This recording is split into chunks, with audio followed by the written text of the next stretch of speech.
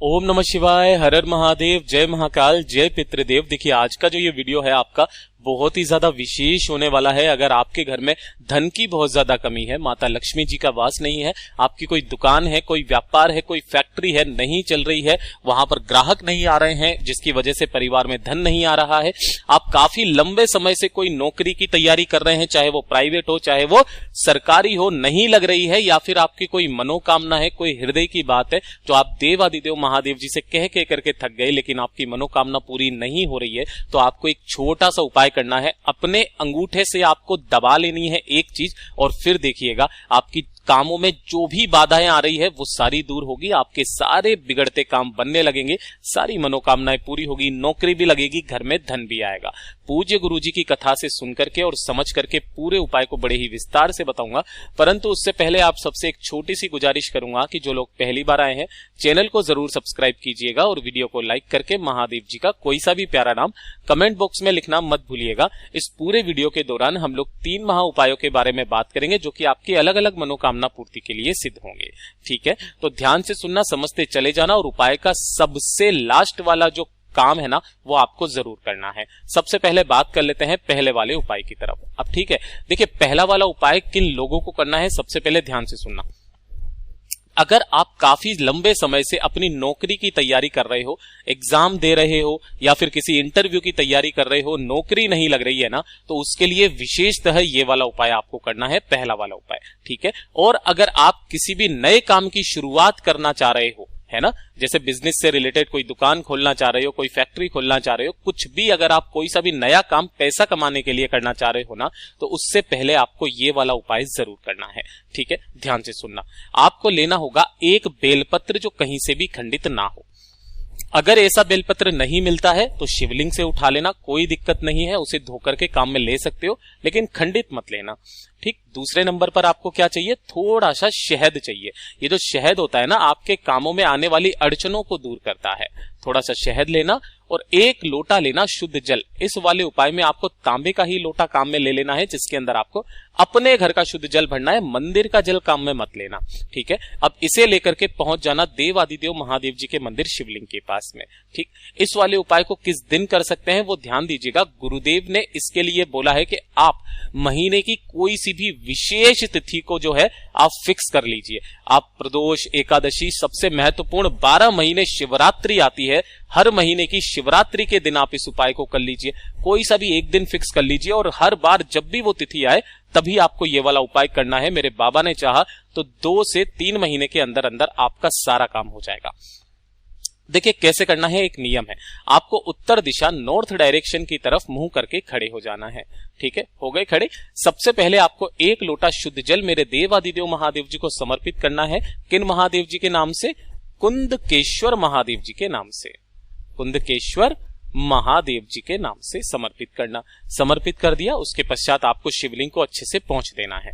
अब जो आपने एक बेलपत्र लिया है, इस एक बेलपत्र की जो ये बीच वाली पत्ती है ना, इसके 2 हिस्से होते हैं, एक चिकना एक खुरदरा। तो जो चिकना वाला हिस्सा है ना, उस चिकने वाले हिस्से पर आपको पूरे पर क्या लगाना होगा, शहद। ठीक है ना, यानी कि इस वाली पत्ती पर आपको पूरे पर ऐसे करके शहद लगा देना है। लगा दिया शहद इस पर। अब उसके बाद ध्यान से देखना, अंगूठे से आपको दबाना है। कैसे करना है कि ये जो बीच वाली पत्ती है ना, आपको कुछ इस तरीके से रखनी है कि ये पत्ती आपको अंगूठे से ऐसे करके दबा लेनी है। अंदर की तरफ थोड़ी सी आपने दबा ली ना, ऐसे करके, ये ऐसे अंदर की तरफ थोड़ी सी दबा लेना, और उसके बाद में ये दोनों पत्तियां आपकी कुछ इस तरीके से है। ठीक है, इस तरीके से आपको बेलपत्र रखना है, और शहद वाला जो हिस्सा है ना, ये ऊपर की तरफ आपको रखना है, यहां पर। ठीक है, रख लिया। उसके पश्चात अपना नाम और गोत्र बोलना। क्या करना, नाम और गोत्र बोल करके आपकी जो भी कामना है ना महादेव जी से, जिसके लिए आप इस उपाय को कर रहे हो, नौकरी के लिए या फिर व्यवसाय के लिए, आपको वो कामना करना है। और कामना करने के पश्चात इस वाली बेल पत्र को आपको शिवलिंग पर समर्पित नहीं करना है, इसको यहां पर चिपका देना है। ये गिरेगी नहीं यहां से, क्योंकि यहां पर आपने शहद लगाया हुआ है। इस तरीके से आपको समर्पित कर देना है भगवान से। वहां पर दोनों हाथों को फैला करके अपनी कामना बोल देनी है, और यही वाला उपाय आपको फिक्स उसी तिथि के दिन लगातार करते रहना। गुरुदेव ने बोला कि ज्यादा से ज्यादा 2 महीना खींच करके 3 महीना आपकी नौकरी का योग लगा ही देगा, और जिस व्यवसाय के लिए आप इसको काम को कर रहे हो ना, वो व्यवसाय तरक्की पकड़ लेगा, आपके घर में धन की आवक होना स्टार्ट हो जाएगी। यह है पहला वाला उपाय जो आपको जरूर करना चाहिए। दूसरे वाले उपाय की तरफ बात कर लेते हैं। अगर आपकी कोई मनोकामना है जो काफी समय से पूरी नहीं हो रही है ना, कोई मनोकामना है, कोई हृदय की बात है, जैसे कि मैंने आपको बताया था, तो उसके लिए आपको इस दिन, देखो गुरुदेव ने कहा 12 महीने शिवरात्रि आती है, ठीक है ना, किसी भी एक शिवरात्रि के दिन इस वाले उपाय को करना। गुरुदेव ने कहा कि ये जो पितृपक्ष की एक जो शिवरात्रि होती है ना, ये अपने आप में बहुत बड़ा महत्व रखती है। इन दिनों करने से आपको महादेव के साथ आपके पितरों का भी आशीर्वाद आपको प्राप्त होता है, ठीक है ना। तो अपनी मनोकामना पूर्ति के लिए इस उपाय को करना। देखिए, इसके लिए आपको चाहिए होगी मात्र एक बेलपत्र जो कहीं से भी खंडित ना हो। मैं फिर से बोलूंगा, नहीं मिलती है, शिवलिंग से उठा करके धो करके काम में ले लेना, ठीक है। उसके बाद में आपको चाहिए होंगे 5 शमी पत्र, ठीक है। अब शमी पत्र जो है ना, ये एक शमी पत्र नहीं है जो गोले में बनाया, यहां से आप तोड़ना, और ये जो पूरा का पूरा एक पत्ता होता है ना, ये एक शमी पत्र होता है। इसी तरीके से आपको 5 शमी पत्र लेने हैं, और 7 लेने हैं चावल के दाने। ध्यान रखना, ये चावल के दाने अक्षत होने चाहिए, कहीं से भी खंडित नहीं होने चाहिए। तो इजीली आप 7 दाने तो चुन सकते हैं, और 1 लोटा लेना शुद्ध जल अपने घर का, ठीक है। 1 बेलपत्र, 5 शमी पत्र, 7 चावल के दाने, इस क्रम में आपको लेना है। 1 लोटा शुद्ध जल अपने घर का लेना है, और इसे लेकर के पहुंचना होगा देवादिदेव महादेव जी के मंदिर शिवलिंग के पास। लेकिन इस वाले उपाय को करने का एक खास नियम है, तरीका है। आपको ये वाला जो उपाय है ना, शिवरात्रि के दिन जब आप करेंगे तो प्रदोष काल में करेंगे। कब करेंगे? प्रदोष काल में, शाम के समय पर, ठीक है ना। और जब आप शाम के समय वहां पर जाएंगे ना, तो उपाय को करने जाने से पहले आपको अपने घर के मंदिर में एक दीपक लगाना है, ठीक है ना। अब वो दीपक कैसा होना चाहिए, ध्यान से सुनिएगा।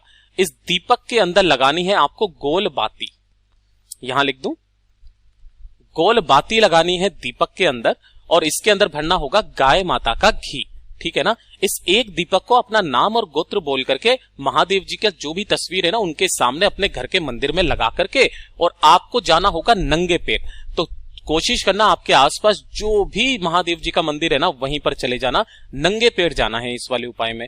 जैसे ही आप वहां पर पहुंचेंगे, उत्तर दिशा नॉर्थ डायरेक्शन की तरफ मुंह करके खड़े हो जाना। आपने जो 1 लोटा शुद्ध जल लिया है, उस 1 लोटे शुद्ध जल के अंदर सबसे पहले आपको 1 बेलपत्र डालना है। उसके बाद में आपको 5 शमी पत्र डालने हैं, और अपनी मनोकामना कह करके, जो भी जिस काम के लिए आप इस उपाय को कर रहे हैं उसे कह करके 7 चावल के दाने भी इसी वाले लोटे के अंदर डाल देना। उत्तर दिशा नॉर्थ डायरेक्शन की तरफ मुंह करके खड़े हो जाना, और इस पूरे के पूरे लोटे जल को आपको और कहीं समर्पित नहीं करना है, सिर्फ और सिर्फ देव आदिदेव महादेव जी को समर्पित करना, कुंदकेश्वर महादेव जी के नाम से। किनके नाम से? कुंदकेश्वर महादेव जी के नाम से ही समर्पित करना है। 1 से 2 शिवरात्रि करके देख लीजिएगा। मेरा बाबा ने चाहा तो आपका जो भी कामना होगी ना, वो पूरी जरूर होगी। पूज्य गुरु जी का ये वाला उपाय बहुत ही ज्यादा खास और अद्भुत है, जरूर कीजिएगा। अब बात कर लेते हैं सबसे आखिरी और सबसे अचूक उपाय की, जिसे आपको सभी को पितृ पक्ष के दौरान जरूर करना चाहिए। इस पितृ पक्ष में चाहे तो आप इस वाले उपाय को शिवरात्रि के दिन कर सकते हो, या फिर जो सर्व पितृ एकादशी होती, सर्व पितृ अमावस्या जो होती है ना, उस दिन आप इस उपाय को करना, पितृ एकादशी, पितृ अमावस्या के दिन। ये 2 तिथियां गुरुदेव ने बताई है। आपको क्या करना है, 1 लोटा शुद्ध जल लेना, ठीक है ना।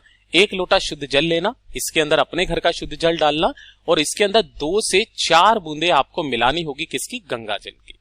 2 से 4 बूंदे गंगा जल की मिला लेना, ठीक है। और इस 1 लोटे को लेकर के किसी भी एक दिन, चाहे तो शिवरात्रि, चाहे प्रदोष, चाहे सर्वपितृ अमावस्या, उस दिन लेकर के जाना देवादिदेव महादेव जी के मंदिर शिवलिंग के पास में, उत्तर दिशा की तरफ मुंह करके खड़े हो जाना। लेकिन इस जल को चढ़ाने का एक खास नियम है, तरीका है। किस तरीके से आपको जल चढ़ाना है, आपको इसी वाले लोटे को उत्तर दिशा की तरफ मुंह करके अपने दोनों हाथों में लेकर के, आपको इस पर 1 बार नहीं, 2 बार नहीं, इसी लोटे में से आपको 27 बार थोड़ा थोड़ा सा जल टपकाना है। 26 बार जब आप टपकाओगे जल थोड़ा थोड़ा सा, ओम नमः शिवाय, श्री शिवाय नमस्तुभ्यम का स्मरण करके, जब 27वीं बार आप चढ़ाओगे ना, तो पूरा का पूरा लोटा 27वीं बार में आपको चढ़ा देना। यानी कि 27 बार आपको जल चढ़ाना है उसी एक ही लोटे में से। ऐसा नहीं है आप 27 लोटे जल चढ़ा दो, ऐसा नहीं। एक ही लोटे में से थोड़ा थोड़ा करके 27 बार लगातार आपको जल चढ़ाना है। ओम नमः शिवाय, श्री शिवाय नमस्तुभ्यम पंचाक्षरी मंत्र या षडाक्षरी मंत्र का स्मरण करते हुए उसके पश्चात आपको 2 मिनट यहाँ पर खड़े रहना है, अपना नाम और गोत्र बोलना है, महादेव जी से अपने पितरों का स्मरण करना है कि उन्हें वहां पर तृप्ति दे, उन्हें तर्पण दे। गुरुदेव ने कहा है कि जो व्यक्ति केवल श्राद्ध पक्ष में एक दिन इस उपाय को कर लेता है ना, उसका संपूर्ण फल उसके पितरों को प्राप्त हो जाता है, पितृ उसके तर्पित हो जाते हैं, फिर उन्हें तर्पण की जरूरत नहीं होती है, उन्हें सीधा मोक्ष मिल जाता है। भर भर के आशीर्वाद देकर के जाते हैं, जिससे आपके घर में किसी भी तरीके की कोई संकट परेशानी कभी भी नहीं आ सकती है। पूज्य गुरु जी के ये सभी उपाय बहुत ही ज्यादा खास और अद्भुत है, जरूर कीजिएगा। वीडियो अगर पसंद आया हो तो लाइक जरूर करना, साथ ही साथ चैनल को जरूर सब्सक्राइब कीजिएगा। मैं आपसे मिलता हूं अगले वीडियो में, तब तक के लिए ओम नमः शिवाय, हर हर महादेव, जय महाकाल, जय शिव शंकर, श्री शिवाय नमस्तुभ्यम।